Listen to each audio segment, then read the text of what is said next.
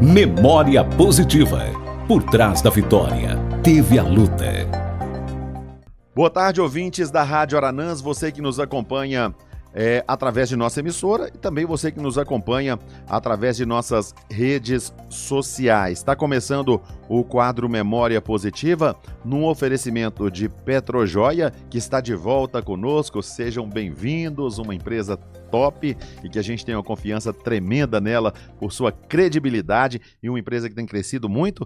E também no oferecimento de temperos Pilão Mineiro. Hoje o meu convidado, uma pessoa muito especial, ele já esteve no nosso programa há um tempo atrás, no momento que ele passava por um drama, e nós vamos ter a oportunidade de falar sobre isso nesse nosso quadro Memória Positiva. É o doutor Gildásio Warlen. É isso? Falei o sobrenome certo? Exatamente, isso aí. Seja bem-vindo, obrigado por aceitar nosso convite, Gildásio. Boa tarde, Jailson. Eu que agradeço a oportunidade de estar aqui. Boa tarde aí a todos os ouvintes. E obrigado pela oportunidade de estar aqui, a gente fazer esse bate-papo. Espero que seja bem gostoso e que a galera possa se divertir aí também ouvindo as nossas histórias. Rapaz, há tempos eu queria que você viesse aqui, porque assim, sua história de vida ela é muito bacana, de luta pelo drama que você passou, que inclusive teve um destaque nacional, esse drama, e que muita gente pode estar passando por isso também. Então eu sonhei muito com esse momento aqui, eu tenho certeza que vai valer muito a pena. Espero que sim, obrigado. Você nasceu em Capelinha mesmo? Eu nasci no município de Água Boa, sou aguaboense de Oreijo, na região do Ribeirão Vermelho. Você nasceu no Ribeirão Vermelho? Ribeirão Vermelho, ali depois do Resplendor, né? Tá. 12 quilômetros ali pra frente ali, e sou aguaboense. Mas assim, desde pequeno, quando eu vim para a escola, eu já vim para Capelinha. O nosso vínculo dos meus pais, de fazer feira, sempre foi mais próximo aqui a Capelinha. Então a gente se mudou, né? Eu vim para Capelinha ficar com a minha avó para estudar. Cresci por Capelinha e assim, me tornei capeliense de coração. Então minha origem é Água Boa, mas eu me considero capeliense de coração. Gildásio, você vem de uma família de quantos irmãos? Somos 11 irmãos, eu sou o 11º. 11 irmãos? Papai e mamãe capricharam aí na descendência. Memória Positiva tá só nas famílias de muitos filhos. Semana passada, o Assis, o Assis veterinário, 11 irmãos também, agora você, 11 irmãos. Não economizou no menino velho, não economizou no menino não, né? De forma nenhuma. Tinha televisão lá no Ribeirão Vermelho? Nem energia elétrica. Nem energia elétrica? Ah, então é isso. Região fria, eu acho que facilitou bastante. Qual que é a sua lembrança de infância lá, Gildásio? Jailson, as melhores possíveis. Eu acho que eu tive a oportunidade de ter uma infância assim maravilhosa. Uma comunhão familiar, sabe? Uma família sempre muito unida. E uma liberdade que hoje eu acho que as crianças infelizmente não têm. Então a gente tinha liberdade para brincar, para fazer tudo, para estar com a família. Não existia internet, não existia mídia social como tem hoje. Então, o nosso tempo era muito dedicado em prol à família e às atividades que a família desenvolvia. Uhum. Então, eu tive uma infância raiz e extremamente feliz. Nunca nos faltou nada, nunca sobrou muito, mas também nunca faltou nada. Então, sempre tivemos uma mesa farta, um agasalho nessa época de inverno, que lá faz também muito frio. E crescer junto dos irmãos, compartilhando, aprendendo, eu acho que é a melhor oportunidade de crescer e de se educar. E onde que você se encaixa nesses 11 irmãos aí? Tá no meio, tá entre os mais novos, como é que é isso? Não, eu sou a rapa do tacho, sou o 11º. 11º? Eu sou. Então foi o mais paparicado, né? Com certeza. Porque, assim, eu sou caçula da minha família também, e geralmente o caçula, as melhores coisas pro caçula, porque não é por nada, não é por preferência, a gente entende isso, mas é porque nessa fase os irmãos já estão criados, né, já tem uma condição, às vezes o que o pai não pode dar, o irmão já pode, e acaba tendo um conforto maior, né, a gente acaba sendo mais bem tratado, podemos dizer assim. Exatamente. A gente tem esse tempo a mais, né, justamente por isso, são muitos irmãos, então você é mais bem cuidado, você tem a família já tem mais tempo para dedicar a você.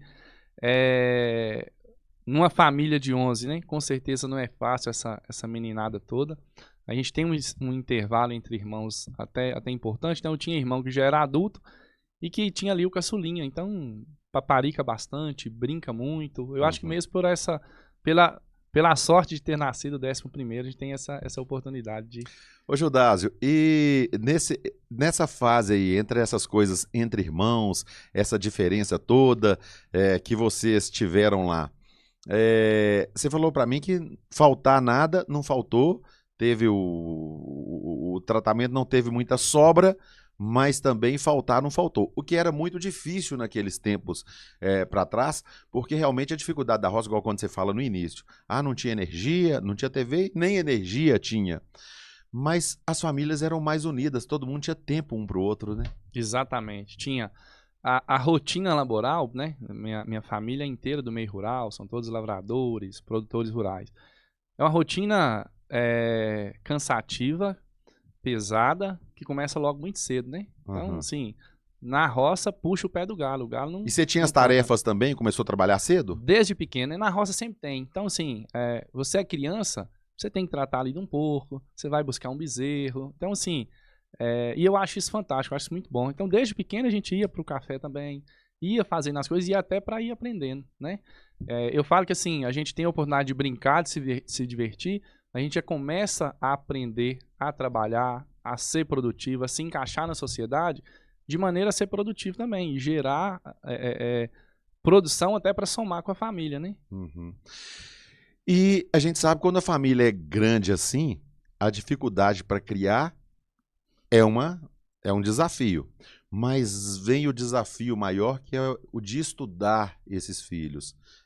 Seus pais conseguiram direcionar os filhos, formar os filhos? Como é que foi isso aí? Ô Jailson, de fato é muito difícil, né? Uma família grande, principalmente em zona rural. Acesso, naquela época, né? Hoje não. Hoje o acesso é mais fácil, tem-se escola em todos os meios rurais. Quando não tem escola, tem um carro que vai na porta buscar a criança e levar para a escola. Naquela época, não. Eu, com os meus 5 anos, por exemplo, quando entrei no pré-escolar, era numa escolinha da Serra, Noruega. Ah, você estudava na Serra Noruega? Comecei na Serra Noruega. E assim, era uma volta longa, inclusive na época, papai, meus tios, tilado, o pessoal fez uma picada no meio de uma mata, que a gente subia num café, passava no meio da mata para cortar caminho e chegar lá mais próximo. E aquela galera de menina ali da região, a gente comecei a estudar na Serra Noruega dessa forma. Então a gente andava quilômetros para poder chegar na escola, né? A famosa mochilinha, que era uma sacolinha de arroz, com um caderninho lá dentro. Você teve essa fase também? Tive também. Antes de vir para a cidade, o meu primeiro ano foi na comunidade rural. Eu tive, graças a Deus, e por ser o 11º, tive a oportunidade de estudar. Que os meus irmãos talvez não tiveram. Os meninos mais velhos, até todos eles foram colocados na escola, foram incentivados. Mas, naquela época, o trabalho e ajudar a família é o que mais motivava um filho homem a querer continuar fazendo. Então, meus irmãos, quando se tornaram ali pré-adolescentes, 10, 11 anos, ninguém queria estudar mais. Queria ir para a roça, queria ajudar o pai, queria trabalhar, né? Eu, por ser o 11º, tive essa oportunidade, por quê? E até eles precisavam ajudar para poder fazer a coisa acontecer ali no ambiente familiar, né? Ajudar a manutenção do próprio lar. Eu, como 11º, já tinha os meus irmãos todos adultos, então eu tive essa oportunidade. Lá em casa, os homens não estudaram, né? Lá em casa 2 times de futebol, porque meu primeiro irmão faleceu quando ainda criança, que também se chamava Gildásio, e o meu nome foi em homenagem a ele. E depois foram os 10 filhos, 5 homens e 5 mulheres. Os 4 homens não estudaram, todos eles moram na roça, vivem do meio rural. As meninas estudaram, depois, né, casaram, vieram próximo à cidade. Das 5, 4 estudaram. Algumas são professoras, outras, né, por exemplo, Gildésia é professora, não exerce mais, hoje cuida só também da propriedade, da família e tudo. Mas a Geisa, que é de Aricanduva, é professora. A Gildeísa, que mora em Campinas, também estudou, trabalha lá. E a Gislene também depois estudou. Depois de adulto, inclusive, que veio para a cidade. Mas quando criança ali, o único que teve essa oportunidade, eu e meu irmão, que é 3 anos mais velho que eu, o Juninho, a gente teve essa condição de poder vir para a cidade, ficar em casa de vó, de tio, de poder estudar. Juninho, meu irmão, nunca gostou de estudar. Eu gostava, então eu fui seguindo essa vida aí escolar e depois acadêmica. Ô Gildásio, aí você passou por esse período lá e depois veio para a cidade. Como é que foi a sua chegada aqui? Acaba tendo um choque cultural, não deixa de ter, né? Porque você sai de uma vida tranquila da zona rural e chega na cidade. Sua chegada aqui, o que que te encantou? Ô, Jair, assim, muita coisa me encantou e muita coisa me desencantou também. Me deixou extremamente. O choque de realidade é muito grande. Uma criança que é criada no meio rural, os hábitos diários, o modo de se viver é totalmente diferente da forma como se vive e se cria na cidade, né? Uma criança que cria hoje em um apartamento, que cresce na cidade, ela não tem contato com o animal, ela tem medo, por exemplo, de uma galinha e tudo. Então, o que a forma de brincar e de crescer dessa criança é diferente. Então, quando eu cheguei, um garotinho de 6 anos, de botininha no pé, de roupinha xadreza, de calça longa, que é o habitual, o costume. E aí, quando eu cheguei aquele matutinho, caipirinha, às vezes até a forma de falar é diferente, a forma de brincar, eu não brincava de bola, eu brincava, eu ia pro mato fazer arapuca, pegar passarinho, eu saía com meu irmão, ia pescar, era essas as nossas atividades de lazer. Bem raiz, né? Bem raiz. Então, assim, aí você começa a ser, pros coleguinhas, né, naquela época não era bullying, era zoação, o caipirinha. Então, assim, no início teve esse choque. Depois não, a gente começa a fazer amizade, começa a ter um relacionamento e as coisas vão acontecendo. E nesse primeiro momento, o principal, assim, a coisa mais difícil foi ter vitiligo naquele momento. Porque além de ser esse menininho Você já tinha vitiligo? Eu já tinha vitiligo. Vitiligo começou em minha vida com 2 anos de idade. Eu caí, machuquei o joelho e aí depois que cicatrizou, ficou branco. A partir daí, toda vez que eu machucava, e em roça machuca-se muito, pula uma cerca, passa no arame, passa numa moita de malícia, machuca-se muito. Onde eu machucava, ficava branco. Então, quando eu cheguei aos 6 anos, eu já tinha lesões em região de cotovelo, de joelho e algumas pelo braço, assim. Eu era o único menino na escola que tinha vitiligo. Então, eu era o único manchadinho. Isso causou um estranhamento muito grande. Porque naquela época a gente não tinha informação do que era o vitiligo, né? Não existia nem diagnóstico ainda. Eu só era um manchadinho. Então, assim, para os meus colegas, eu era um manchadinho, que é ótimo para brincar, para zoar, né? E tudo, para criar um monte de apelido. Para as mães dos meus colegas, eu era uma criança que tinha umas manchas diferentes que eu não sabia o que era. Então, eu tive, assim, por algumas vezes, as mães dos meus coleguinhas lá, quando eu cheguei, falavam assim, ó, não é para você brincar com esse menino, porque você quer ficar igual a ele, você vai pegar. Então, assim, não sabia o que era isso. Então isso causou um estranhamento, um afastamento. As pessoas tinham social. medo de que aquilo fosse transmissível, né? Tinha. Eu me lembro que hoje cada um tem sua garrafinha, copo descartável, na época não tinha isso. Então o bebedor da escola era uma torneirinha com uma canequinha lá do lado, todo mundo bebia água. Aí por algumas vezes eu bebia água, as pessoas tinham medo. Porque olhava pra minha mão assim, né? E aí eu era pardo, coradinho, bronzeadinho da roça, e a ponta dos dedos tudo branquinho. E o pessoal ficava com medo, será que isso pega, será que não pega? E os apelidos, Jair, no início era a pior coisa.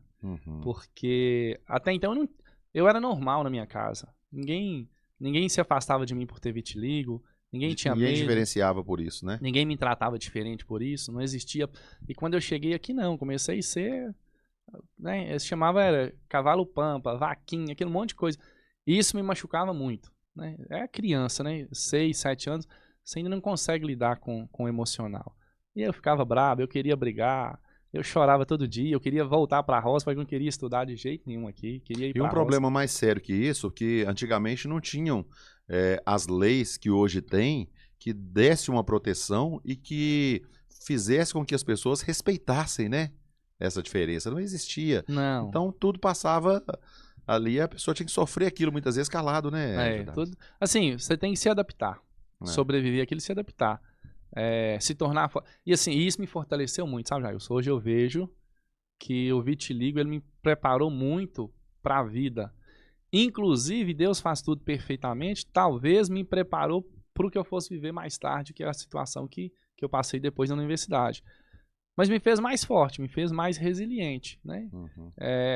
E assim, e aí eu destaco o papel da minha mãe, enfim, a minha vida inteira, mas minha mãe é aquela pessoa que quando eu chegava em casa chorando e triste e não queria ir, é aquela pessoa que era, assim, um porto seguro total. Fala assim, não, meu filho, Isso aí não é nada, você sabe que não é.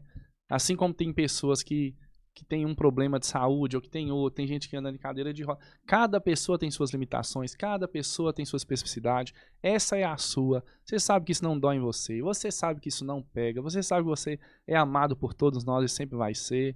Então dê tempo para as pessoas entenderem isso também, não se preocupe, tudo que eles falarem, deixa passar, não é assim. Não briga, não reage. Então, minha mãe sempre me orientou muito com relação a isso. E me ajudou muito a amadurecer nesse sentido. Te imunizou pra vida. Muito, muito, muito. E nessa sua, insistindo ainda na sua chegada aqui em Capelinha, quem foram os seus primeiros amigos, aqueles que você adquiriu confiança por eles, chegando um matuto, né? Vindo do meio rural, com brincadeiras diferentes, com estilo diferente. Quem foram os primeiros amigos que você tem lembrança? Ó, quando eu cheguei, eu fui morar com minha avó. Maria José Sampaio ali no Buracão, vizinho de Dona Gaída. Você chegou num lugar que socializa rápido, né? Rápido. Que o Buracão então, é diferenciado quanto a isso, né? E tinha muita criança, né? Então ali, Rafael Macedo, né? Filho da Dona Zan. Ali pra cima tinha meus primos, ainda tinha Nenzinho, Cristiano, que hoje também é médico, colega. Cristiano, Fernando. Ralph e Rafael, de Dona Hélida. O Vaguinho, doutor Vaguinho hoje, né? Já era um pouco mais velho, mas também presença ali na rua. Os netos de Antônio Costa. Então, essas foram as pessoas que inicialmente foram meus amigos, que são até hoje, são pessoas que eu carrego pra minha vida, a gente tem contato, é amigo até hoje. E é quem a gente brincava ali na rua de amarelinha, de jogar bola. O Buracão não oferece muito conforto pra jogar bola, né? De jeito nenhum. Mas o portão da fortalece casa... a musculatura, né? Exatamente. Exatamente. O Buracão, eu falo que o Buracão é um outro país, não é uma outra cidade, é um outro país dentro de Capelinha, porque é diferente demais. Eu tenho oportunidade muitas vezes de reunir com o pessoal de lá e a gente nota um jeito diferenciado de levar a vida, né? Diferente de todos os outros bairros aqui na cidade. Ali, o Buracão... Eles são muito unidos. Exatamente, é como se fosse uma família grande. Todo mundo convive muito bem. Todo mundo... Então, assim, eu cheguei no melhor bairro, eu acho, de Capelinha. Tive a oportunidade de ter a infância e crescer por ali. E, assim, foi excepcional. Quando eu cheguei pra cá, ô Judásio, cheguei final de 94, comecei a trabalhar na rádio em 95. Aí tinha uma rixa, uma rivalidade terrível entre Buracão e BML, bairro Maria Lúcia. O sujeito namorasse a mulher do Buracão, fosse levar lá, ele apanhava. Se do Buracão fosse levar a namorada lá no bairro Maria Lúcia, podia saber que ele ia apanhar. Aí o pessoal pegava e falava assim comigo: Jair, só tem uma briga entre os dois bairros aí, eles não combinam, você não toma partido nenhum dos dois lados, não, fica quietinho. Aí, depois eu lembro, depois quem terminou com essa briga toda, essa rivalidade, foi um subtenente que passou aqui, Onofre, que Onofre, ele fazia o seguinte, ele sabia que tinha isso, sempre tinha as ocorrências dessas brigas, aí ele começou a pegar o telefone e marcar encontro, ele ligava no Buracão, marcava encontro como se fosse o pessoal do Maria Lúcia. Vou encontrar em tal lugar, que o pessoal ia, chegava lá e cortava uns 2, 3 na borracha. Ligava no Maria Lúcia, no Buracão, vou encontrar em tal lugar. Quando o pessoal do Maria Lúcia disse, ele cortava na borracha. Aí foi isso, foi acabando. Também o pessoal foi crescendo, foi desenvolvendo, foi vendo que isso não tinha sentido. Eu vivenciei... Chegou a apanhar? Eram 3 grupos, na verdade, na minha época, que eu me lembro, eram 3. Era Piedade, BML e Buracão. A Piedade também fazia? Eram os 3. Inclusive, assim, quando tinha, por exemplo, algum evento, né? Eu, na minha pré-adolescência, adolescência, tinha algum evento em algum bairro, alguma festinha de aniversário de amigo da escola, por exemplo. E era esse medo, até pra ir, você ia cedo, agora pra voltar. Porque nas esquinas já tinha o pessoal esperando, porque sabia que esse menino era do Buracão. Então, muitas vezes, você voltava correndo. A nossa segurança, sabe qual que era, Jair? A gente descia correndo, ou quando ia pra praça e dava briga, confusão, voltar correndo pelo bequim, que quando chegava ali perto da casa de Gotardo, eu tava em casa. Porque 24 horas tinha gente no banquinho. Então, quando chegava na casa de Gotardo... Ali é a sentinela. Aí nós já ficava forte. Aí eu começava a chamar isso, porque ali já tava em casa, no banquinho ali sempre tinha gente pra escorar. Então, a segurança nossa era chegar próximo do banquinho. Aquele banquinho tem história, né? Aquilo dá livros e mais livros, a história daquele banquinho. Ele não pode deixar de existir, não, porque... A raiz de Capelinha, eu vou falar que você passou por aquele banquinho. Judásio, eu vou para um rápido intervalo comercial em nome de Petrojoia e também dos temperos Pilão Mineiro. Memória positiva. Hoje eu quero falar para você dos temperos Pilão Mineiro. São produtos de extrema qualidade. Olha só, tempero sal, alho e cebola, muito bom. Tem o tempero completo, o corante, vai dar aquela cor nos seus alimentos aí. Olha, tem vários temperinhos também para sua receita. Tem o sal grosso comum para o seu churrasco, a banana chips e tem também os molhos. Os molhos, olha, sucesso total. Molho para salada, molho cremoso de alho, que é muito bom. Também o molho de pimenta verde. Os produtos Pilão Mineiro têm uma qualidade fantástica que com certeza vai dar aquele up na sua receita aí. Combinado? Temperos Pilão Mineiro sempre. Rádio Aranãs. Agora eu quero falar para você de Petrojoia Combustíveis. Para você que tem a sua empresa, para você que tem a sua propriedade, você que tem uma frota de veículos, né? É muito mais barato você ter um tanque na sua propriedade, na sua empresa aí, para você ter o combustível, ter o abastecimento próprio ali. Tem o diesel Prêmio S10, tem o diesel S500, tem lubrificantes, tem o Arla 32. Olha, tem economia para você. E tem agora também, Petrojoia lançou o Petrojoia Mais Vantagens. É o aplicativo Petrojoia que você acumula pontos e abastece muito mais, gastando muito menos. Então conheça Petrojoia Mais Vantagens, viu? E você tendo o aplicativo, você concorre a prêmios e muitas promoções. Petrojoia Combustíveis.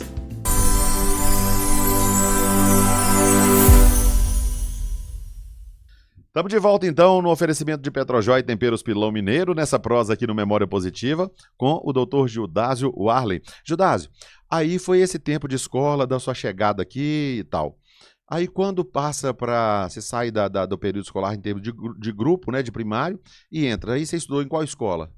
O meu ensino médio foi na Antônio Lago. Antônio Lago? Antônio Lago. Fundamental foi? Fundamental Juscelino. Juscelino. Do pré ao antigo oitava série, todo no Juscelino. Aí depois foi para Antônio Lago. Antônio Lago, primeiro, e como é que foi esse terceiro tempo? ano. Antônio Lago é um tempo bom demais da vida, né? Porque a gente vai pro ensino médio, a gente tá ali na adolescência, a vida... Eu falo que a vida do adolescente é a melhor época da vida. Porque você já não é criança mais, mas você também não é adulto com as obrigações e responsabilidades do adulto. Então você tá num meio de vida ali, num momento de vida que você aproveita muito bem, aproveita as amizades, já começa a sair, tem festa. E a sua única obrigação é a obrigação escolar. E eu tive a oportunidade, graças a Deus e o apoio familiar que foi me dado, de aproveitar muito bem a escola, de ter tempo para estudar. Lá em casa a gente sempre trabalhou, sabe, Jailson? Desde que eu cheguei aqui, eu nunca deixei de trabalhar. E nunca me faltou tempo para estudar e para aproveitar os amigos, né? Eu acho que o tempo da gente, quando bem administrado, a gente faz muita coisa. Então, no meu tempo de ensino médio, eu já fui servente pedreiro, ajudante de pintor, cobrava notinha, já entreguei jornal, tudo você pensar. Sério? Fazia. Onde você trabalhou aqui na cidade? Vamos relacionar isso aí. Lá no bairro, depois que eu mudei do Buracão, eu mudei lá pro bairro Água Santa. Vizinho lá do seu Gentil Fernandes. E é onde a gente mora até hoje, né? Hoje eu moro um pouquinho pra cá, eu era vizinho mesmo do seu Gentil Fernando, tem a casa do seu Gentil, tem um lote vago, depois a casa do finado Telino, e depois era a nossa casa. Em frente à casa da Fola, do Beto seu Gentil. A gente morou ali, acho que uns 7 para 8 anos.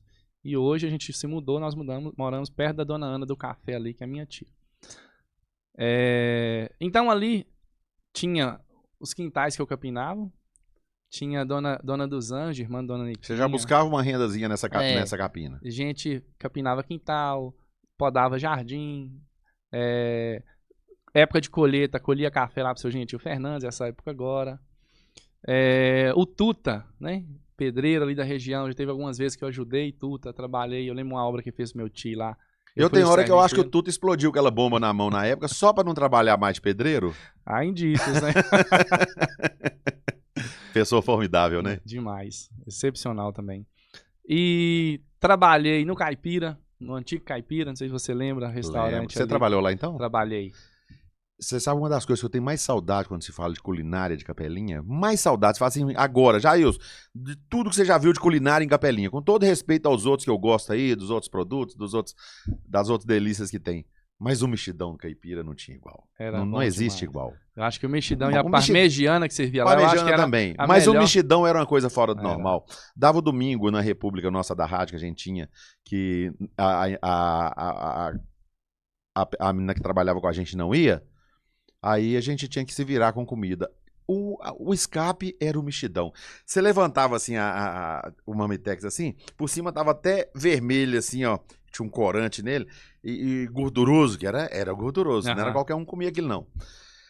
E a gente se sentava, aquilo ali tinha frango, tinha torresmo, tinha ovo, tinha carne cozida, tinha de tudo no meio. Nossa, mas aquilo era gostoso demais, gente. Era gostoso. Era bom demais. Eu tinha vontade, eu não lembro quem era a cozinheira que fazia aquele mexidão lá. Já me falaram, eu esqueço o nome. Eu tinha vontade que ela fizesse de novo o mexido aquele. Dona Geralda, ela mora aqui no bairro Maria Lúcia. Ah, eu tenho que achar a casa dela. Mora Moço. aqui no bairro Ela tem Maria que fazer um Lúcia. mexidão daquele pra mim, ué. Bom demais, né? Você tá ficando louco.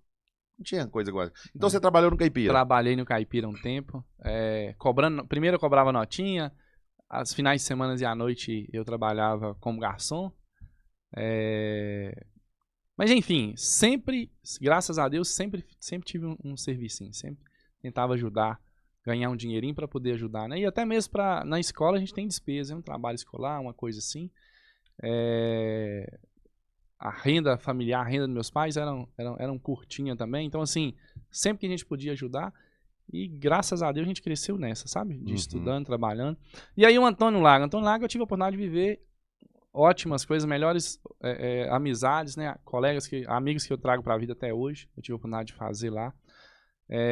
Ótimos professores. Quem que era a diretora escola. nessa época? Marta Neves. Marta Neves? Marta Neves. Uhum. Eu lembro que foram 2 mandatos dela enquanto eu estava lá. De saudosa memória e rigorosa, né? Excepcional, excepcional. Não sei como andam as escolas hoje, assim, hoje, por falar, né, que tem uns 10 anos que eu tô fora de Capelinha, mas o Antônio Lago, ele sempre foi referência em ensino. Você era bom aluno, Judásio? Eu sempre fui um bom aluno. É? Sempre fui um bom aluno. Não é daqueles que precisava de apertar pra poder ir, não, Não, né? não. Eu sempre fui um aluno mais dedicado, que cumpria Sentava bem, na frente que ou no fundo? estudava, sentava na frente. Até que meu ensino médio, eu fui assim para o meio, né? Porque você começa a ficar mais bagunceiro ali no ensino médio. Mas eu nunca dei trabalho na escola, não, né? E aí meus professores podem depois mandar um direct aqui e falar se eu tô mentindo. Juscelino, mesmo eu tive a oportunidade de ter uma professora que eu amo como pessoa hoje, que é a Danilza. Minha tia Danilza, ela deu aula para mim do pré até eu entrar na 5ª série. Pra mim... Ela é tia sua mesmo? Não, a tia Danilza é do tempo de escola, do né? tempo de escola, Danilza né? do Leme. Pra você, melhor professor que passou na sua vida, que te marcou, não desfazendo dos outros, claro, mas sempre a gente tem preferência por um. Ah, Danilza. Danilza, né? Não tem como... Eu tive ótimos professores, são excepcionais, né? Todos os professores que eu tive. Mas o destaque tem que ser para Danilza. A gente tem sempre um, né? Eu tive um professor, rapaz, em Diamantina, que há muitos anos eu não via, aí passou um tempo atrás, isso eu tô te falando de 10, 12 anos atrás, eu tava no Mercado Central, quando eu bati o olho, eu falei assim, meu Deus, aquele é Ângelos Meira, meu professor? Não acredito. Fiquei olhando de longe, com medo de chegar e dar uma nota, que é desagradável demais você enganar a pessoa, né? Quando eu olhei, era ele. Eu falei, ô Ângelos, dei nele um abraço e tal, chamei pra um barzinho, não, vamos tomar uma cerveja aqui comigo e tal.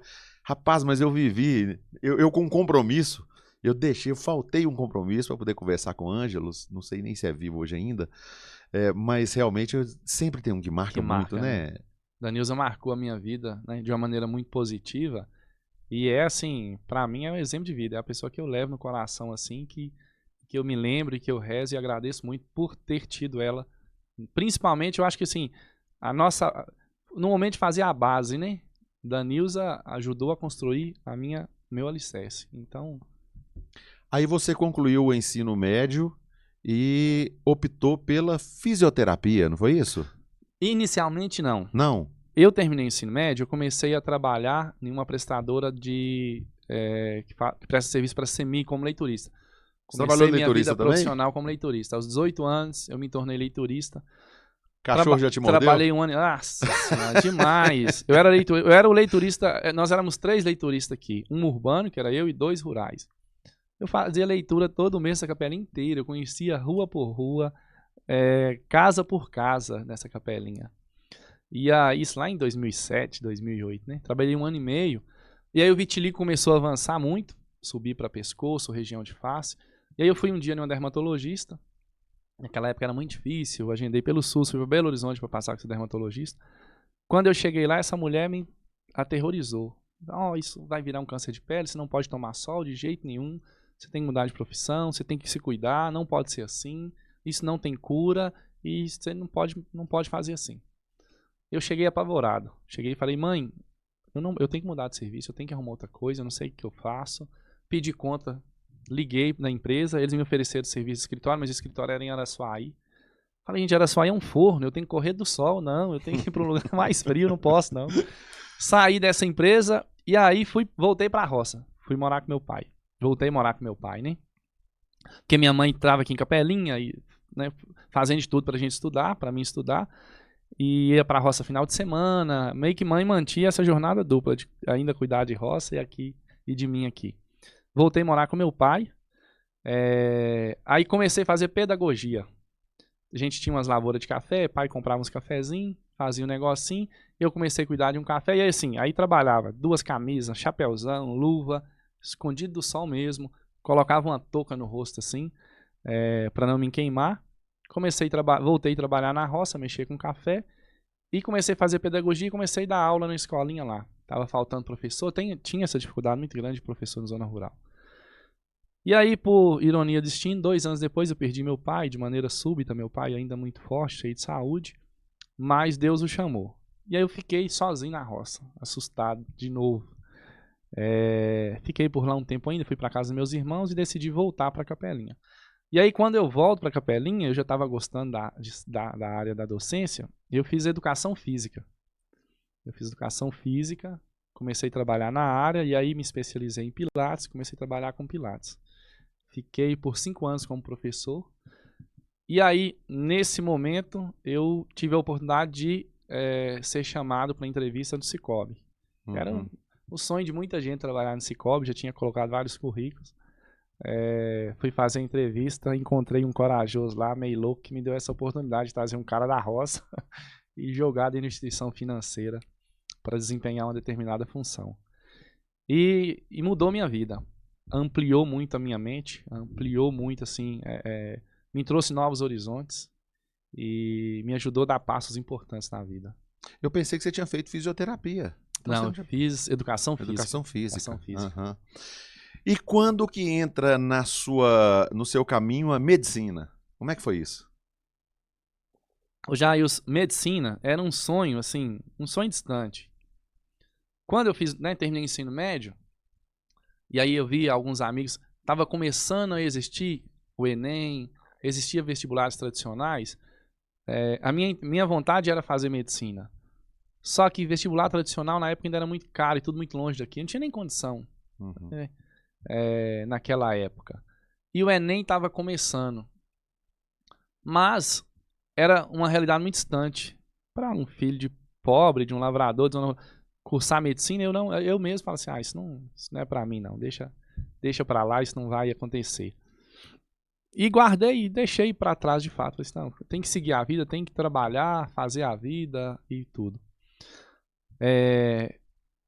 Depois, quando eu fui fazer educação física, a gente tem muito contato, tive contato com pessoas da área de saúde que me fizeram de novo pensar, nossa, mas se um dia eu puder, eu tenho que fazer medicina.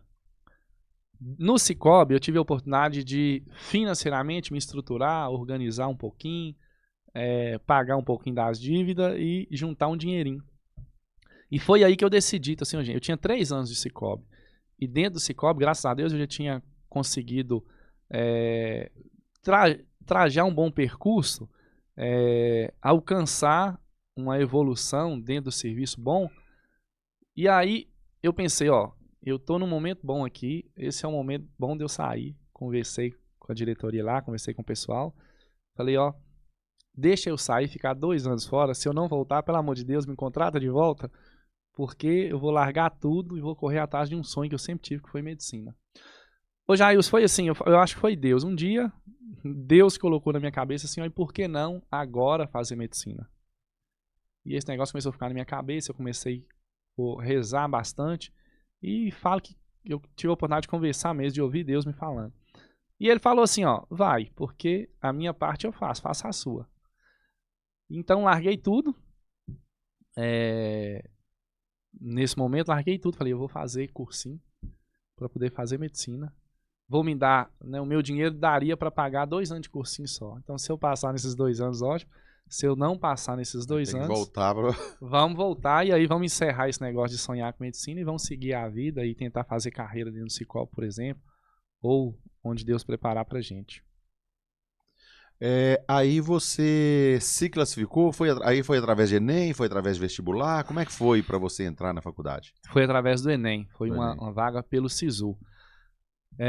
Na época eu até cheguei a cogitar, né, eu tentei alguns vestibulares aqui antes de me preparar de fazer cursinho, mas assim, a nota ficava ainda muito aquém, a concorrência de medicina era muito grande, então eu precisava me preparar. Nesse momento eu já faziam 9 anos que eu tinha terminado o ensino médio, a mente não estava tão fresca mais ainda para aquilo que o vestibular cobra. Então eu fui inicialmente para Belo Horizonte, primeiro eu cogitei a possibilidade de ir para a Argentina, cheguei aí, Leonardo já estava lá, me recebeu muito bem, me inscrevi na Faculdade de Medicina de Moron, só que também eu voltei para casa e fui pensar, né? Eu não tinha dinheiro para ficar lá os 6 anos. E eu ficava com medo lá, era uma faculdade particular, era precificado por dólar, o contrato era em cima de dólar. A gente estava no final de mandato de Dilma Rousseff ali, eu morrendo de medo da economia. Eu já trabalhava no banco, eu já tinha noção, pensava, gente, daqui a pouco a economia vai piorar, o dólar vai subir, eu não vou conseguir, eu vou voltar para casa sem dinheiro, vou perder 2, 3 anos da minha vida. Então decidi não fazer, voltei, fui para Belo Horizonte fazer, comecei cursinho. Aí a minha irmã que mora em Campinas me convidou, ó, vem ficar comigo, você vai ter mais qualidade de vida aqui. Aqui tem um cursinho bom aqui próximo à minha casa, vai ser melhor para você. Fui para Campinas, estudei 1 ano, 2014 inteiro, prestei o Enem no final do ano, novembro. Foi a única prova que eu prestei, porque também particular não teria condição. Tinha que ser federal, não tinha outro jeito. E aí estudei esse 1 ano, no final do ano eu prestei vestibular e consegui, graças a Deus, uma vaga na Universidade Federal, para iniciar no ano de 2015, né? Em qual cidade? Em Teixeira de Freitas, no extremo sul da Bahia. Uma universidade nova que estava surgindo, tentando implementar uma metodologia diferente de cursos para a área da saúde. Eu me inscrevi na época nessa faculdade, em Teixeira de Freitas, que lá você não entra direto em medicina, você entra numa área básica interdisciplinar de saúde, faz 3 anos, depois desses 3 anos, você pega seu diploma e concorre a um segundo ciclo, que poderia ser em medicina, psicologia, dentro da área da saúde. E aí, eu também cheguei a ficar bem classificado, né, na Federal do Pará. Aí você fica naquela, né, eu vou para medicina lá no Pará, mas é tão distante, tão mais difícil, que eu vou arriscar nessa nova metodologia aqui que está em Teixeira de Freitas, que é bem mais próximo. E aí fui para essa universidade, nesse modelo. Então não entrei diretamente em medicina, entrei nesse curso, chama Bacharelado Interdisciplinar em Saúde, não existe mais, é um modelo que não deu certo, porque na teoria era uma coisa, mas na prática é outra, não tem logística para ele funcionar mesmo aqui no nosso país, com as diretrizes que a gente tem de ensino básico hoje. Entrei nessa universidade, fiz esses 3 anos e aí depois consegui, graças a Deus, através... E assim, aí tem meio que um segundo vestibular, né? Porque você tem X ao quadrado querendo vaga e só tem X de vaga. Então, foi uma segunda etapa muito difícil. Foram 3 anos, tem que tirar praticamente só nota 10, 10, 10, para você ter a oportunidade de migrar para medicina no segundo ciclo. Judas, eu vou para um rápido intervalo comercial e vou voltar tocando num dos pontos que são mais sensíveis na sua vida, eu acredito, até pelo drama que você viveu. Eu vou para o intervalo comercial em nome de Petrojoia e também de Temperos Pilão Mineiro e volto já. Memória positiva. Hoje eu quero falar para você dos temperos Pilão Mineiro. São produtos de extrema qualidade. Olha só, tempero sal, alho e cebola, muito bom. Tem o tempero completo. O corante vai dar aquela cor nos seus alimentos aí. Olha, tem vários temperinhos também para sua receita. Tem o sal grosso comum para o seu churrasco. A banana chips e tem também os molhos. Os molhos Olha, sucesso total. Molho para salada, molho cremoso de alho, que é muito bom. Também o molho de pimenta verde. Os produtos Pilão Mineiro têm uma qualidade fantástica que com certeza vai dar aquele up na sua receita aí. Combinado? Temperos Pilão Mineiro sempre. Rádio Aranãs. Agora eu quero falar para você de Petrojoia Combustíveis. Para você que tem a sua empresa, para você que tem a sua propriedade, você que tem uma frota de veículos, né? É muito mais barato você ter um tanque na sua propriedade, na sua empresa aí, para você ter o combustível, ter o abastecimento próprio ali. Tem o diesel Premium S10, tem o diesel S500, tem lubrificantes, tem o Arla 32. Olha, tem economia para você.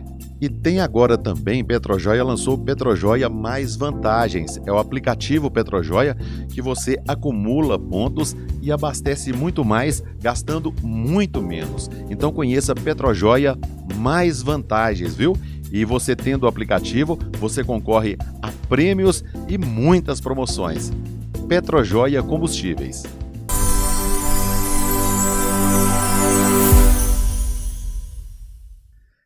Estamos de volta no oferecimento de Petrojoia e Temperos Pilão Mineiro, nessa prosa boa, agradável aqui com o Gildásio. Doutor Gildásio está aqui conosco. Gildásio, você entrou nessa universidade usando cotas, foi isso? Isso. Quando eu me inscrevi, né, eu me inscrevi pela cota de escola pública, uma cota ampla, que fala assim, renda, escolaridade e cor. Então eu sempre me autodeclarei pardo, de escola pública e baixa renda, né? A renda familiar enquadrava naquela cota, eu me inscrevi para aquela cota. Uhum. E entrei na universidade dessa forma, né? Uhum. E quando a gente entra, faz-se a verificação de documentação, de tudo isso, de cor, de autodeclaração, de tudo. Então naquele momento eu me autodeclarei pardo, como eu sempre me autodeclarei desde que eu me entendo por gente, e entrei e consegui essa vaga. Você que está nos acompanhando, assistindo por imagens, pode olhar aí, de repente não entende, não sabe a história.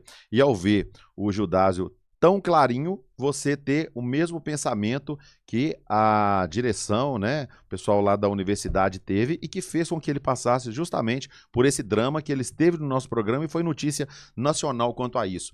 E quando que o seu drama começa? Quando você passa a correr risco de perder, de ser expulso da faculdade por causa dessa autodeclaração, sendo pardo, já que a pele aparenta tão clara? Ô Jails, quando eu entrei na universidade em 2015, eu ainda era todo manchado. Eu ainda tinha partes do corpo que tinham pigmento, né? Partes do meu braço, um pouco da face, de tórax, assim. Ainda eu era de duas cores ainda.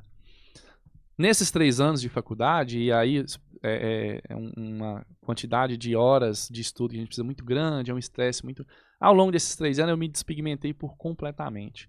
Então, ao final desses 3 anos, eu já estava como as pessoas me veem hoje, uma pessoa sem cor, que é visto como branco, porque, de fato, né, não tem cor a minha pele. No momento de migrar, então, no momento desse segundo ciclo, é que tudo começa. Por quê? As pessoas querem que ali entraram naquele curso, todo mundo que entrou nesse bacharelado queria medicina. E a única metodologia de ir para o segundo ciclo é por nota. Era por mérito seu. E, infelizmente, no momento de migrar, eu conversei com o pessoal do setor de verificação de cotas da universidade e questionei sobre isso, porque aí era um novo edital. Vocês tinham que se inscrever. E a minha nota era uma nota assim, né? Eram 80 vagas, eu era do geral, assim, eu era o 33º da lista. E eram 36 vagas de ampla concorrência. Então, eu não precisava de cota para entrar, para migrar para o segundo ciclo. E eu questionei a ele justamente, falei assim, ó, eu sempre me declarei pardo, então aqui todas as minhas comprovações, e entrei como pardo, mas nesse momento eu estou sem cor. Isso traz para mim algum prejuízo nesse momento de migrar? E aí o que me foi dito, se você se autodeclara pardo, a sua condição de saúde não te muda, não muda a sua condição de identificação social. Então não tem problema nenhum quanto a isso. Então eu permaneci na mesma forma. Quando você entrega a documentação, você marca lá como você se autodeclara, branco, pardo ou negro. Eu marquei pardo.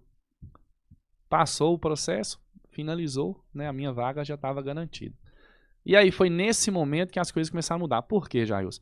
Tinha um grupo de pessoas que se autodeclara negras e tudo, que não tinha nota, porque são pessoas que lá na minha universidade passaram esses 3 anos enquanto a gente estava estudando muito, passaram aproveitando muita vida, aproveitando as oportunidades que a universidade dá, de viajar, de ter bolsa para tudo e de estudar pouco, ou seja, enquanto a minha nota era 9,75, a nota dos colegas era 8,5, 9, ou seja, aquém de conseguir classificar. E quando eles viram que de fato eles não iriam entrar, eles se organizaram, fizeram uma lista das pessoas que eles achavam que não poderiam se autodeclarar e falaram assim, ó, nós vamos denunciar essas pessoas, e o fizeram, denunciaram essas pessoas. E aí essa própria equipe que denunciou, que criou essa lista, montaram uma comissão, porque até então o edital só pedia como você se auto-identifica. Não tinha previsão nenhuma de banca, essas coisas, porque era feito só via documental. Eles criaram essa banca, as mesmas pessoas que criaram essa lista, criaram essa banca, né, que fala assim, ó, e começaram a excluir as pessoas para que vagas fossem sobrando e os colegas que estavam atrás pudessem entrar. E assim, agindo por interesse próprio. Por interesse próprio. E assim o fizeram, e aí começaram uma perseguição muito, muito forte das pessoas que eles acham. Por exemplo, não sei como você se autodeclara, mas se você se autodeclarar pardo e for concorrer à vaga que eu concorri, você não é pardo. Porque e foi o que me disseram, você não tem cabelo crespo, você não tem nariz de negro, não tem lábio de negro, não tem maxilar de negro. E eu pergunto, mas onde está escrito isso no edital? E quais são as métricas de uma pessoa parda? Que não existe, porque pardo é mistura, é miscigenação. E eles começaram a fazer uma perseguição direta para essas pessoas, e eles começaram a fazer uma perseguição em mídia e na sociedade, ou seja, pegaram a minha foto, começaram a fazer cartaz e mostrar, ó, o seu filho não está na universidade porque esses brancos vêm de outros estados para roubar a vaga. Então começou um ataque pessoal, assim, uma coisa insuportável. Insuportável naquela época. Você chegou a ter medo? O tempo inteiro, o tempo inteiro. Não adianta, né? Eu falo que assim, eu peço a Deus para fortificar a minha fé todo dia, mas ainda assim eu sou fraco. Tive medo o tempo inteiro, adoeci, entrei em depressão. Graças a Deus e a minha vizinha, eu fiquei, assim, teve uma época que eu fiquei 18 dias sem dormir, sem comer, sem conseguir sair de casa. Foi minha vizinha que me pegou, que levou no psiquiatra, que a gente começou a medicar, psicoterapia, e aí começou a reabilitar para que eu conseguisse ter força, né? Longe de casa, tentando não envolver família, morrendo de vergonha disso, morrendo de medo, então depois de tantos anos de voltar para casa, sendo acusado e sendo expulso por uma fraude que eu não cometi, um peso de ser acusado de ter feito um negócio que você não fez, e voltar para casa você tem conseguido, sem ser médico, sendo que eu alcancei a vaga de medicina por total mérito meu, sem em momento nenhum na vida ter nada que foi feito de maneira errada. Então, assim, medo o tempo inteiro. Potencializou aquelas perseguições que você teve de quando você chegou em Capelinha, aí você passou a reviver isso. Exatamente, o tempo inteiro. E isso veio muito forte na minha mente. Então, eu sofri muito por ser manchado, e agora eu não tenho mancha mais, e aí esteticamente até me deixa um pouco melhor, mais autoconfiante de olhar no espelho. Mas aí agora, de novo pelo vitiligo, foi pelo vitiligo que eu sofri um monte de coisas que eu sofri na minha infância e adolescência. Agora, pelo vitiligo, de novo eu estou sofrendo. Então, assim, isso deixa a mente da gente muito confusa. É muito difícil manter-se firme num momento de tamanha pressão. Eu já conheci a sua luta de vida, Judásio, e quando você me expôs esse fato, que isso fez com que a gente entrevistasse você aqui, levasse até seu caso para a Rádio Itatiaia, a qual eles deram uma atenção muito grande ao caso, e eu sou extremamente grato por isso, creio que você seja também, e isso tomou uma proporção muito grande. Aquele momento, a ação da mídia te ajudou? Ajudou muito. por dois pontos muito importantes, Jefferson. Primeiro, o apoio, né? De ver que as pessoas estavam sensibilizadas a te ajudar. E aí eu te agradeço assim, né? Mais uma vez e agora pessoalmente, imensamente por todo o apoio. E assim como vocês, outras pessoas que me ajudaram e que fizeram com que isso tomasse uma proporção maior, de chegar para G1, de passar na TV Leste, né, na MGTV, Rádio Itatiaia. Porque, Jailson, essas coisas não são mostradas e essas coisas são... A gente é calado. A gente é calado. É uma pressão tão grande, uma forma tão desumana de fazer, que essas coisas não saem. Isso não aconteceu só comigo, aconteceu com várias outras pessoas. E quando eu comecei a expor, as pessoas me falam assim, você não vai vencer essa luta e essa exposição vai acabar te machucando mais, vai ser pior para você. E eu acabei meio que apanhando muito também pela exposição, porque da mesma forma que cresce na mídia as pessoas vão te apoiar, tem as pessoas que, pelo contrário, porque o outro lado também começa a te atacar. Sim, sim. Então, assim, da mesma forma que sai a notícia lá, assim, ó, né, a primeira notícia G1, jovem do interior tenta provar que não fraudou o sistema de cotas para se manter no curso de medicina e conta a minha história. Aí tem outra reportagem que sai na mesma proporção mostrando assim, ó, candidato se declara negro, frauda o sistema de cotas para alcançar o curso de medicina. Uhum. Então, duas versões completamente diferentes da mesma história. Uma, a minha verdadeira, e a outra totalmente distorcida. Então, deu a força. E o segundo ponto é que eu ganhei tempo. Naquele momento, o que eu precisava era de tempo. Por quê? A verificação da minha condição já estava marcada para uma data. Independente da banca, eu sabia que eu seria expulso. Por isso, pelas cartas marcadas. As pessoas que fizeram isso iam me expulsar. Elas que iam verificar. Estava marcada sem nenhuma possibilidade de verificação de documentos, de análise de foto, nada. Eles iam me entrevistar e dar a sentença somente. Como a mídia fez pressão, e principalmente os meios midiáticos maiores, porque aí, Jornal O Tempo, esses jornais maiores, Veja, tudo, começou a ligar e pressionar, e aí a universidade tem alguma resposta? A gente precisa dar essa resposta para a sociedade, nós estamos sendo cobrados, e aí? E aí o pessoal começou, opa, peraí, nós não podemos julgar esse cara de qualquer jeito, deixa a gente rever, e aí protelou. Enquanto protelou, eu consegui uma liminar na justiça e foi exatamente isso. Ele adiou, demorou um mês a mais, foi o tempo do meu advogado conseguir uma liminar para que quando eu fosse expulso, eu fui expulso. Chegou a ser expulso? Eu fui expulso. Eu fui expulso. Porque eu passei pela banca, a banca então me ouviu, ok, mande os documentos, mande tudo, nós vamos te dar amplo direito de defesa. Me deram esse amplo direito de defesa, me ouviram, beleza, mas você não é pardo, pronto. Eu não sabia que você tinha sido expulso. Eu fui expulso. Eu fui expulso. Graças a Deus não perdi nenhum dia de aula, porque aí o meu advogado já tinha conseguido eliminar. E foi justamente nesse tempo que a mídia me ajudou a prorrogar essa entrevista. Fui expulso. A universidade até hoje recorre. Uhum. Até hoje ainda está. Agora está em terceira instância e tudo. Mas foram duas liminares que o meu advogado conseguiu que me segurou. E que permitiu continuar, graças a Deus, até concluir o curso. Uhum. Caso hoje tenha uma decisão contrária, no final, em uma última instância, o que é que pode acontecer? Ô Jailson, graças a Deus, o que meu advogado fala é que assim, ele tá assim, a chance de acontecer é praticamente zero. Porque todas as decisões que foram julgadas na terceira instância, todas foram favoráveis ao candidato. Inclusive, tem duas liminares. Uma liminar minha foi avaliada agora, e aí eu tive um parecer favorável. E o desembargador falou assim, é surreal o que essa instituição de ensino está fazendo, porque ela fala no edital que o aluno pode se autodeclarar, ele se autodeclara e ele prova que ele sempre se autodeclarou, entra no curso e agora ela quer questionar que ele não poderia se autodeclarar e que ela é quem vai falar como ele deve se declarar. Então, assim... É absurdo isso, e o desembargador fala, outra coisa, se ela queria fazer banca de verificação, que tivesse estabelecido no edital. Uhum. Porque no edital ele não descumpriu nada. Então, não tem... Então, assim, então ele fala que essa hipótese não existe. Juridicamente é muito difícil.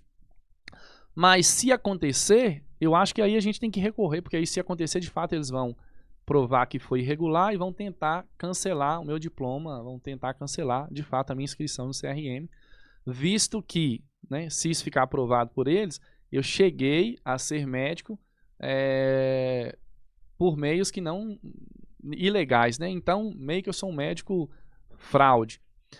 Aí a gente teria que recorrer. Mas hoje, como eu já exerço a medicina, já tenho mais, né, anos de formado, alguns anos, então meio que a gente já tem um direito adquirido e tudo. Então, meu advogado ele me deixa hoje muito tranquilo. Mas assim, enquanto eu não peguei o meu CRM, eu não tive a tranquilidade. Eu não tive paz. Sua vitória foi formar começou, e foi vencer essas oposições que você teve na vida. Exatamente. Isso começou em 2018. E eu fui ter paz em 2024, quando eu peguei meu CRM. Até lá não dava para ser tranquilo. O meu advogado ele sempre brigava comigo. Ele é um cara excepcional. Para você ver, eu tive que ir para Salvador procurar. Eu falei, não, vou procurar um advogado. Até isso, só para você ver, Jairus. Primeiro eu quero um advogado que seja bom nisso.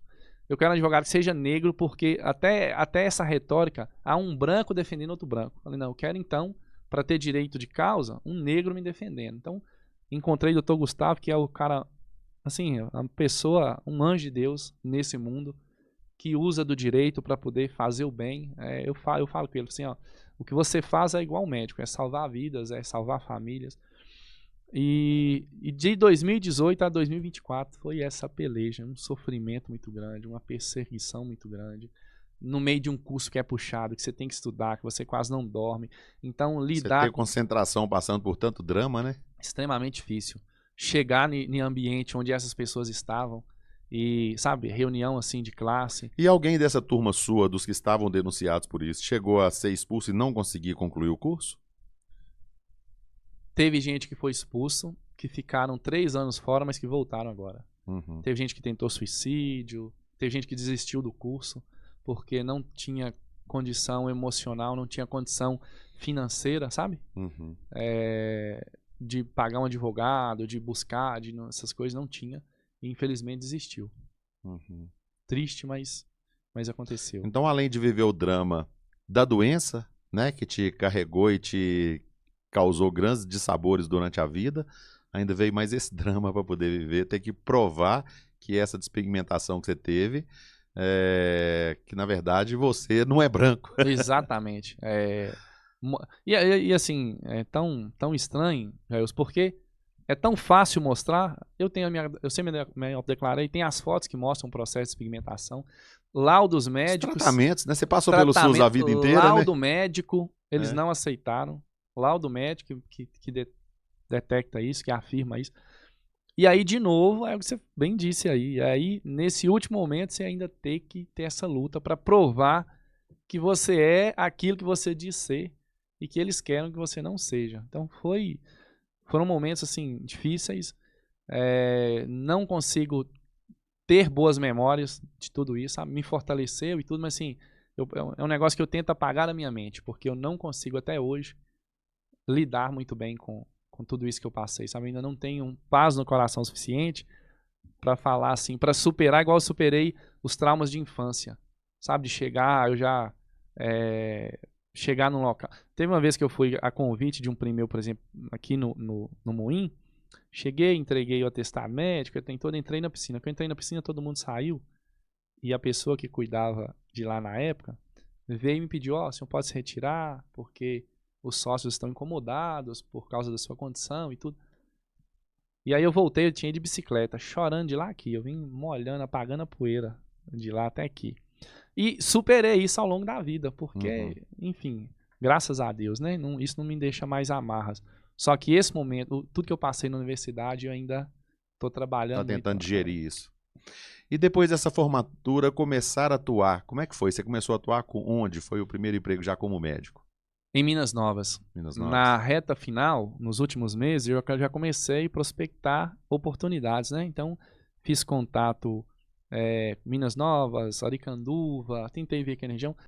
Tentei Capelinha, mas na época não tive oportunidade. Na época, mandei mensagem para a pessoa que era a responsável pela Secretaria de Saúde. Não obtive nenhum retorno. Tentei alguns contatos assim, mas não achei porta aberta aqui em Capelinha para mim. Minas Novas abriu as portas para mim, me ofereceu um apoio muito bom. Comecei por lá. Rogério? No Hospital Tiago, Tiago. que é um dos gestores lá hoje. Uhum. Através de Lucimar, o bar do hotel lá, Uhum. que foi quem sempre me falou, moço, vem para Minas Novas, né? Ele trabalha lá no Grande Hotel, que é uma pessoa Foi ele que me excepcional. contou a sua situação na É. época e falou, Jailson, entra nesse caso aí, vamos junto. Ó, pra você ver. Eu desconheço um ser humano com um coração bom, igual o do bar. E ele me levou pra lá. E aí depois eu comecei a dar uns plantões aqui. Hoje, graças a Deus, trabalho aqui, trabalho no CTI. Aqui no CTI, né? No CTI. Tive a grata felicidade de ser convidado para trabalhar agora aqui nessa nova gestão. Já me convidaram, né? Chegou até mim essa possibilidade. Nosso querido vice-prefeito aí, o Wilson, né? Falou pessoalmente com a minha mãe. E aí eu até reforço o agradecimento. Mas assim, estou bem estabelecido em Minas Novas. Essa transição vai ser feita um pouco mais para frente. Eu quero retornar para Capelinha. Mas por enquanto eu preciso continuar em Minas Novas. É onde me ofereceram as primeiras oportunidades. E nesse momento a gente está fazendo um bom trabalho lá. Então estou extremamente satisfeito. Gildásio, a pessoa que luta, eu estou dizendo na sua profissão porque você está aqui comigo, está na minha frente, mas isso cabe para todas as profissões. A pessoa que vem de baixo, que luta, que rala o tanto que você ralou, quando ele consegue chegar num patamar superior, não de ser superior humanamente, mas por conhecimento, né? Por formatura, por formação, porque ninguém é superior a ninguém, né? Nós temos uma igualdade. Mas quando a pessoa vem de baixo e conhece os percalços, quando chega na hora de atender, o coração ele fica mais humano, por ele ter sido tão calejado, ele consegue entender aquela pessoa que chega ali para você atender como médico, que vem com as mãos calejadas da roça, que você sabe o que ele passou ali desde o tempo que você trabalhou no café lá, desde o tempo que você foi leiturista, desde o tempo que você batalhou mesmo. Você conhecer, isso faz com que o coração fique mais mole e tenha um atendimento mais humanizado. Você concorda comigo? Com toda certeza, a gente consegue ter uma empatia maior por isso, por essa proximidade, né? Aqui no nosso interior, a gente atende maior das vezes a população, essa população de zona rural, uma população mais humilde, que tem uma demanda de um atendimento, de um acolhimento muito grande. E aí eu tenho, graças a Deus, a oportunidade de conseguir conversar de igual para igual com os meus pacientes. Porque chega que eu brinco, é de onde? Tal lugar assim, o que o senhor faz lá? Tira um leitinho, mexe café, e não sei o quê. Então, assim, isso aproxima muito mais, isso estabelece um vínculo, né, paciente-médico, essa relação médico-paciente, e isso facilita até para o meu trabalho, porque eu consigo fazer melhor entrevista, ele consegue entender o que eu estou querendo saber, e eu consigo colher melhor as informações. Porque o paciente chega pra gente, já, às vezes, e fala assim, doutor, eu tô com uma dor nos bofs, sabe? E para quem né, para quem não tem acesso a esse linguajar, vai ser muito estranho. Mas onde que é isso? Como é que é isso? Sabe? Então, assim, e a gente consegue entender, conversar melhor com o paciente. Eu acho que a consulta fica mais fluida. E a devolutiva, inclusive, graças a Deus, a gente tem, né? Eu tenho tido isso. As pessoas estarem satisfeitas por isso. Por falar assim, não, mas aquele médico eu consegui falar para ele o que eu precisava, eu consegui entender o que ele estava falando, porque às vezes no dia a dia a gente é muito técnico, né? A gente precisa ser para deixar descrito, para passar caso para colega, mas para falar com o paciente, eu tenho que ser menos técnico, eu tenho que falar o que ele vai entender. Porque senão eu falo para ele um negócio ali, o senhor está com uma coisa simples, o senhor está com uma litíase renal e não sei o que, essa dor do senhor. Aí ele vai voltar para casa sem entender nada. É totalmente falar assim, não, isso é só uma pedrinha no rim que o senhor tá aí, seu Zé. Nós vamos cuidar assim, vamos fazer esse medicamento, o senhor vai fazer. Fica muito mais fácil. Essa relação, eu acho que facilita bastante o trabalho. Trabalhar com CTI, em que você lida muitas vezes, em 60%, 70% dos casos, com fase terminal, o que acontece muito, o que é muito comum. Como é que é fazer esse comparativo entre o drama que as pessoas vivem hoje, lutam hoje para poder sobreviver com a depressão, que é o mal do século, né?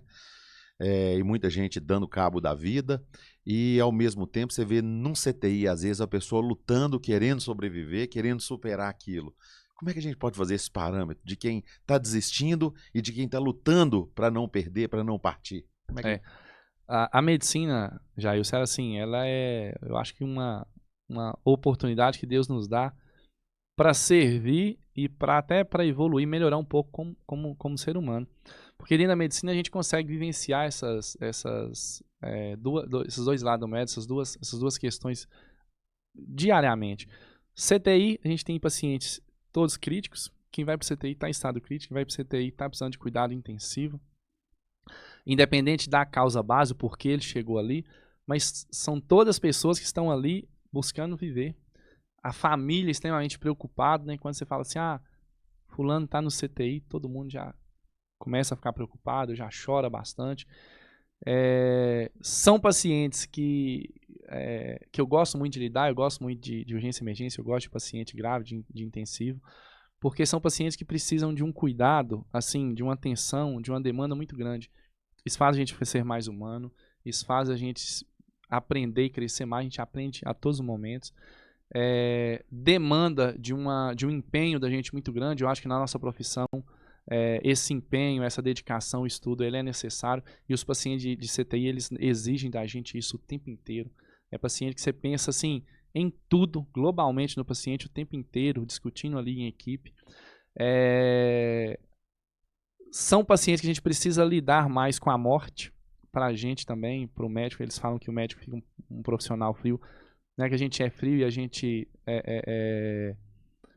não respeita essa passagem, mas pelo contrário, a gente sofre, mas a gente precisa estar pronto, porque já vem o outro, né? Eu tenho 10 pacientes aqui no CTI gravíssimo.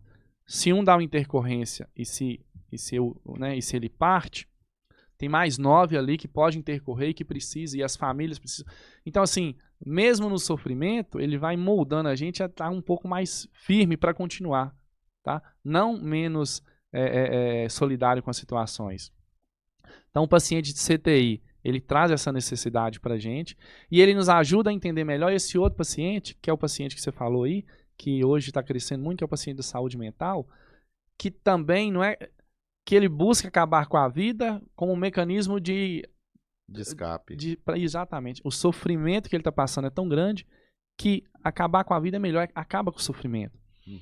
E muitas vezes, né, a sociedade, a gente como um todo, menospreza isso, né? Mas a pessoa é bem sucedida, a pessoa é isso, isso é falta de fendeza. A gente menospreza muito isso.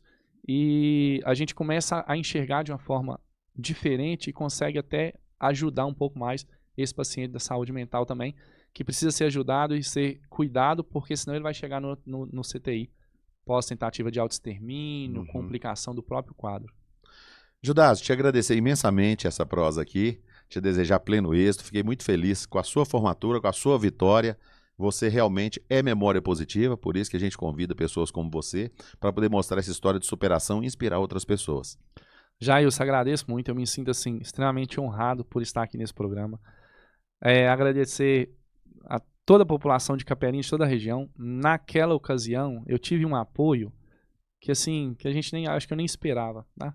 Capelinha me abraçou, todo mundo postando, todo mundo falando sobre isso, todo mundo me dando apoio, mensagem pessoal. Então, agradeço a cada um, né? Rezo todo dia, agradeço todo mundo que me apoiou naquele momento, mas aproveito desse momento agora para agradecer também por esse canal. Obrigado, Capelinha, por ter me acolhido desde quando eu cheguei com meus 6 anos de idade, por ter me permitido crescer, me estabelecer, e de hoje ser capelinhas, tenho muito orgulho disso, tenho muito orgulho dessa cidade. Trabalho na região hoje, estou extremamente grato, falo todo dia isso, que eu estou aqui para servir, tá? Peço a Deus a oportunidade de servir todos os dias a quem precisar. E mais uma vez, obrigado por estar aqui, né, por poder esclarecer, contar e agora, principalmente, comemorar, né? Graças a Deus, me formei, estou atuando, estou na nossa região, que é o que eu queria, estou próximo dos meus amigos, estou próximo da minha família. Então, muito obrigado, viu? Falei com o doutor Gildásio Warlen, aqui no Memória Positiva, no oferecimento de Petrojoia e Temperos Pilão Mineiro. Repórter Jailson Pereira para a Rádio Aranãs. Memória Positiva. Por trás da vitória, teve a luta.